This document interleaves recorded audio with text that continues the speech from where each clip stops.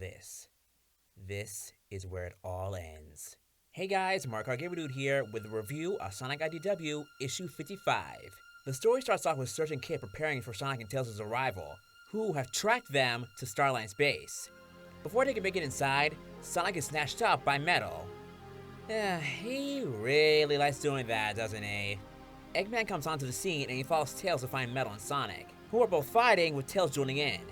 Eggman, in the meantime, is looking for the Dynamo Cage, and sees that Surge is trying to surprise attack him. Yeah, no, that ain't working. Round 2 of Eggman throwing someone to the ground.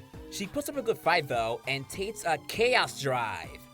For those unaware, those appeared in Sonic Adventure Battle 2. Eggman tries to escape, but Starline was one step ahead of him. And enter yet another evil Surge face. Metal Sonic overhears Eggman pleading for help, and goes over to fight Surge, who is ready to fight him again. Only to see that Sonic is standing right behind her, and she's cornered. She flees and realizes that no matter how stronger she gets, they'll find a way to hurt her and Kit. Speaking of whom witnesses Surge fall and have a mini breakdown. Once she collects herself, Kit tells her that the plan to trap the heroes and villains is set. As Sonic and Tails hold a truce with Eggman, they stumble upon Starline's lair, where they discover the truth behind Surge and Kit. Once they make it past that, they enter a large dome-like area. Sonic calls out to Surge and Kit, who are right behind the vat. Sonic doesn't want to fight them, but after a creepy glance exchange by Surge and Kit, they say it's not up to him. And the comic ends with a big clash between the three duos. Wow, issue 56 is going to be intense. Okay, let's go over what happened. Surge is still gaining power for herself, and it really seems to be taking a toll on her mental state. You can tell she's really messed up right now. I mean, notice how Surge and Kid are in this, just at the ends of the ropes. I will say the relationship between them has improved.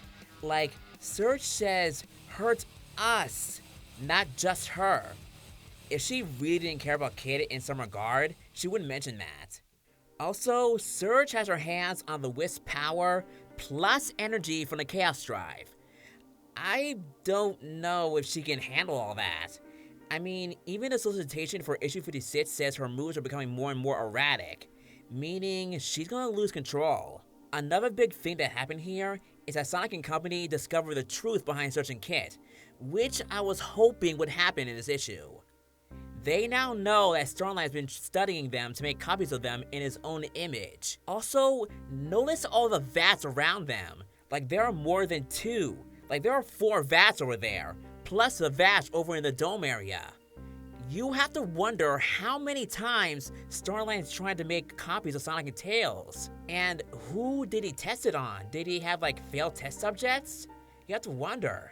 Tails even states about how Starline talks about kidnapping and brainwashing people, meaning Kid and Surge, and maybe the other test subjects we probably don't know about maybe, if that's even true, were most likely random citizens that Starline kidnapped. I really hope we find out who they used to be. One thing that confused me is that the issue said that Surge's hallucinations will be put into play here, but we never got a hallucination of Starline here. Just her freaking out on her own. Unless the hallucinations were playing in her head and we didn't see it. Like in this panel here, she's saying, I'm never enough. Not good, I'm never enough. I love the art here. Man, they really know how to bring the scary side of Surge out. The expressions are on point too. Look how empty Surge and Kid look here.